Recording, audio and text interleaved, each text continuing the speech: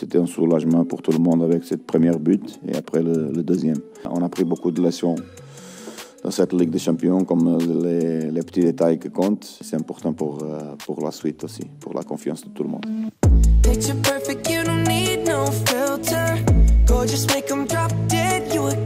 Hello à tous, ravi de vous retrouver dans la quotidienne. Et ça y est, on like parce que le jour de gloire est arrivé pour l'OM, victorieux 2-1 contre l'Olympiakos, 2 buts inscrits sur penalty par l'ami Payet qui remettent Marseille sur la carte européenne.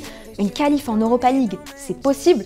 Coach Villas-Boas, il a déjà tout en tête. Ça ouvre une chance encore contre City. City joue le derby de Manchester après nous. Je ne sais pas ce que Pep va faire, mais peut-être un peu de changement. Pour nous jouer à fond, dernier match. En parlant de Manchester City, les Citizens ont été tenus en échec contre Porto, score final 0-0. Et du coup, Pep Guardiola, il était hyper content en conférence de presse et super souriant. Then we'll just take questions in the room. Where should we start, please? The players that are playing well. John. Right there.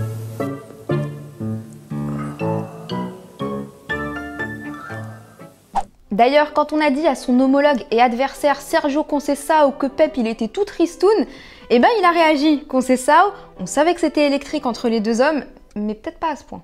Moi aussi je serais triste si je n'arrivais pas à gagner avec l'équipe qu'il a et le budget qu'il a. Oui, enfin en attendant, Manchester City est quand même premier du groupe C. Je dis ça, je dis rien.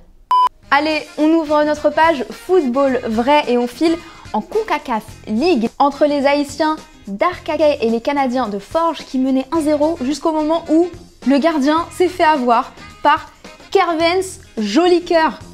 Bravo à lui. Et puis un J-League 2 Shiba contre Iwata, petite remise, il arrive dans la surface, petite feinte et la frappe du gauche derrière signée Yasuhito Endo. C'est magnifique. Rien ne va plus à la Maison Blanche, je parle pas de celle de Washington, je parle du Real Madrid bien sûr. Défaite 2-0 contre le Shakhtar. 7 points en poche après 5 journées, c'est le pire bilan des merengues à ce stade de la compétition depuis 95-96. Adam, ici présent, n'était pas né, et puis moi, j'avais 3 ans. La presse espagnole en fait ses gros titres. Aujourd'hui, on ne peut pas être et avoir été une situation critique ou encore, c'est de pire en pire, nous disent les médias locaux. C'est à se demander si Zizou ne va pas prendre la porte. ¿Y si a usted se le ha pasado por la cabeza dimitir?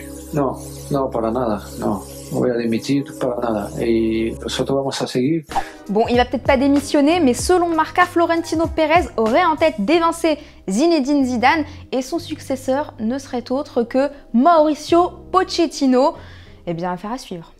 J'en profite pour vous poser la question du jour. Zidane et le Real Madrid, est-ce la fin d'une histoire? Est-ce que vous pensez que c'est une fin de cycle pour Zizou? Ou bien qu'il y a peut-être eu un problème au niveau du mercato? Vous nous répondez et demain, on sélectionnera 2 commentaires.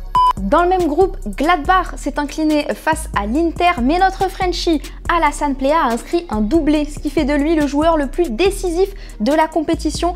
Il est impliqué sur 8 buts avec 5 réalisations et 3 passes décisives. Ça va peut-être donner des idées à quelqu'un, ça, si vous voyez ce que je veux dire. En attendant, dans ce groupe B, c'est le groupe de la mort, rien n'est joué, tout le monde peut se qualifier, c'est absolument la folie.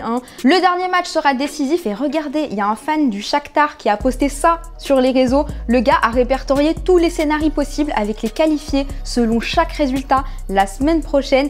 C'est un délire, mais ça nous éclaire, donc un grand merci à lui. Et ce soir, c'est au tour du Paris Saint-Germain d'aller chercher sa qualif. Ce sera face à Manchester United sans Sarabia et Icardi. Mais Thomas Tuchel, lui, il avait un autre truc en tête pendant toute la conf. Oui, mais c'était aussi le plan contre Leipzig. C'était pas un grand déçu, la performance contre Leipzig. Oui, mais on a senti la même chose, honnêtement, franchement, contre Leipzig aussi. Demain, ça dépend un peu du résultat du Leipzig à Başakşehir.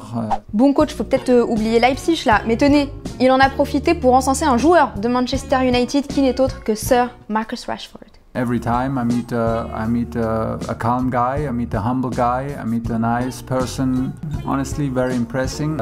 He's a big threat with his speed, with his ability to score, with his precision in finishing. It's nice to see guys like him from the academy having such a big impact in a big club like Man U.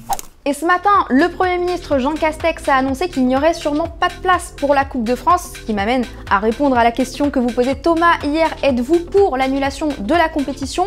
Noé, tu nous dis que ce serait dommage de l'annuler. C'est le rêve pour tous les clubs amateurs de briller dans cette compétition. Toi, Melvin, tu penses qu'il faut essayer de la maintenir. Et si c'est le cas, les surprises seront plus belles au vu de la situation qu'on traverse actuellement. Les petits clubs comptent beaucoup sur les potentiels revenus que cela leur apporterait. Pour le moment, autant dire que c'est foutu. Voilà, c'est la fin de la quotidienne. Ce soir, on regarde le Paris Saint-Germain et on débriefe ça demain. En attendant, prenez soin de vous. On se quitte en images et en musique. Ciao.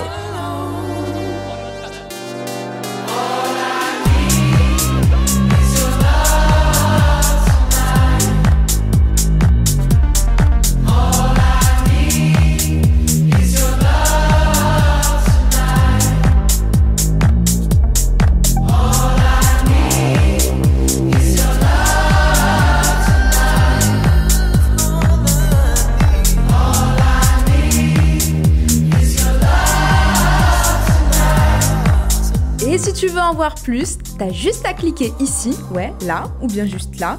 Et surtout, oublie pas de t'abonner. C'est ici et c'est gratuit.